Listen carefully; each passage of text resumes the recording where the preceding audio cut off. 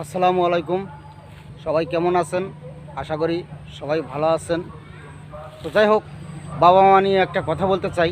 সেটি হলো কি, আজকে বাবা মা বেঁচে আছে, আমরা তাদের মূল্য এবং কদর বুঝি না।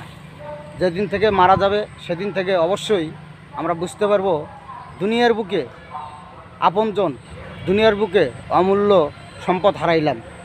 তো দাঁত থাকিতে দাঁতের মর্যাদা আমরা বুঝি না। যেদিন দাঁতটা পড়ে যাবে সেদিন আমরা ঠিকই মর্মটা বুঝবো দাঁত থাকতে কি সুবিধা এবং অসুবিধা ছিল।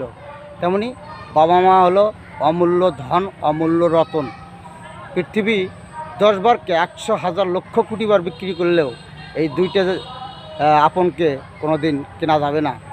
আপনার নিজের চামড়া, গায়ের চামড়া কেটে যদি বাবা মার পায়ের জুতা বেঁধে দাও, তাহলেও তাদের ঋণের শোধ করা যাবে না। এটাই বাস্তব, এটাই সত্য।